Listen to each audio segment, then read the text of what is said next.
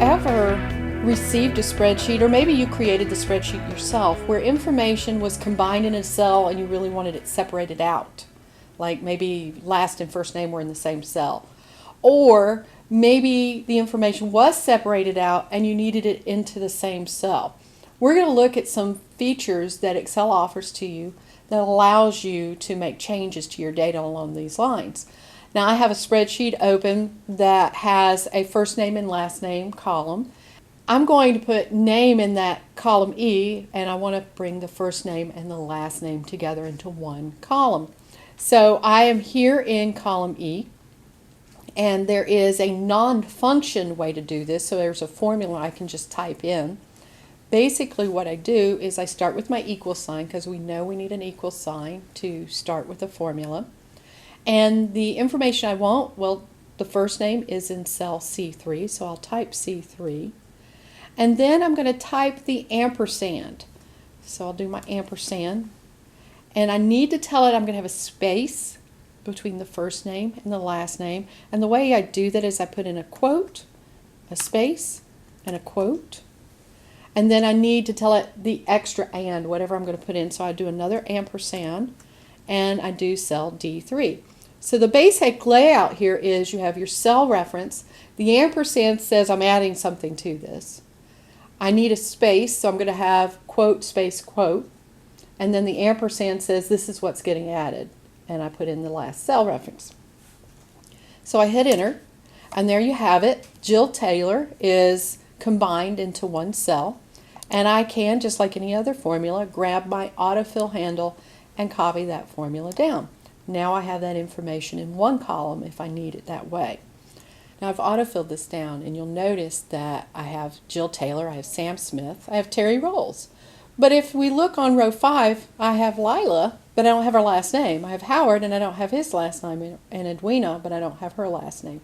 If you look at my row heights, you might remember in a previous module I did wrap text over here in column B. So the rows that I'm seeing the first and the last name, either the column width is wide enough or the row height was adjusted for wrap text because of what was in column B. There's a couple of ways I can fix this. I could go over here and fix row height for the ones that I need to fix it for, or I can just do a quick turn off wrap text and turn wrap text back on, and wrap text will immediately recognize, oh, we need to expand the row height. So I'm going to turn it off, turn it back on, and you'll see now it has expanded the row height so I can see everybody's names. Either way you want to do it, there's usually a couple of ways you can fix things within Excel, so that's one of the options. So that is one way we have brought two columns of information and put them together into one cell, and we use the formula, and if I click there on cell E3, we can look up in the formula bar and see that formula again. You also have a function that will do this, and it's called Concatenate. And I'm going to do this over here between area code and phone number. I'll just add a column here in column I. Right click on the column, hit insert. We've done that in a previous module. And I'll call this column, phone number. And what I want to do is use the function concatenate instead of just typing up the formula. So I will come up to my ribbon and choose my formulas ribbon. And this is a text function. So I'm going to click on the text drop down, and concatenate is right there. So I'm going to select it. Of course, I was in the cell that I wanted to do this in before I clicked on that. That's one of the rules we know about formulas. And the first information I want to pull into this is in cell G3. So I can come out here and click on cell G3. Then I still need my space in between the area code and the phone number. So I'm going to do my quote, space, quote, just like we did in the formula we typed a moment ago in the text 2 block. Text 3, I need to go out there and get the information from column H. Since I can't see the information that I want, I have a couple of things I can do. I can actually point to the title bar of this dialog box and move it over. I could also use the little red arrow over next to text 3 and click on that and come out and select the cell that I want, which would of course be H3. Click the red and it comes back. Now, like in all of our formulas, when we're using functions and we're in the function dialog box, we see the result right here in the dialog box. So it's showing me what this will look like. I can click OK, and there I have the phone number set up the way I wanted it, and I can take this formula and copy it straight on down. Now, one of the things you might say is, okay, well, I'd like to get rid of column G and column H. Maybe I don't want them there, but if I take those out, my formulas in column I will be looking at blank cells. They'll be confused. So the first thing I might want to do is use one of my paste special options and paste this as values only, and you might remember we can do that. I'm going to do that, but I'm just going to paste it somewhere else just to show you how that works, because there's something I want to show you with data that's already combined in a cell. So I've gone to my Home tab. I have my cells highlighted.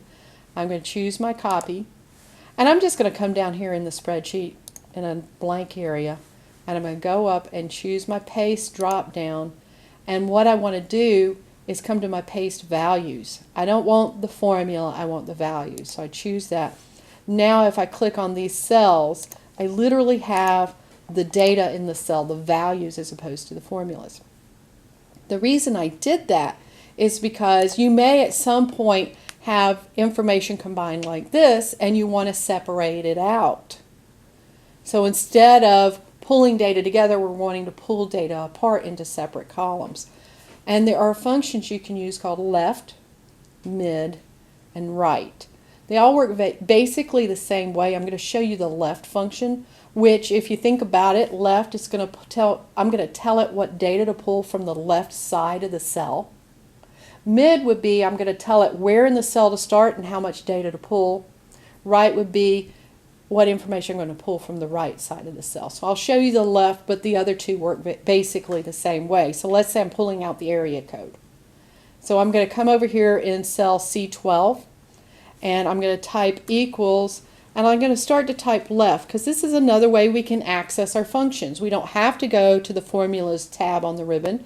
If we know the function name, we can start typing it after the equal sign, and Excel is smart enough to figure out what we're trying to do. And once I see it in the list, I can double click on it, and now it just gives me the information I need. So first of all, where is the information I'm pulling from? Well, it's over here in cell A12. So I click on that, and it tells me that after that I do a comma, and I have to tell it how many characters I want it to take, and I want it to take the area code, so that's 3 characters. I press enter, and boom, there's my area code, and I can carry that on down. And I could then put the rest of the phone number in, or if I just wanted the 3-digit exchange, I could do the mid, and then the last 4 digits, I could do the right function. But they work basically the same way as the left function. So that gives you a little bit more information about manipulating text within your Excel spreadsheet, how to pull data together into one cell, and how to pull data apart into multiple cells.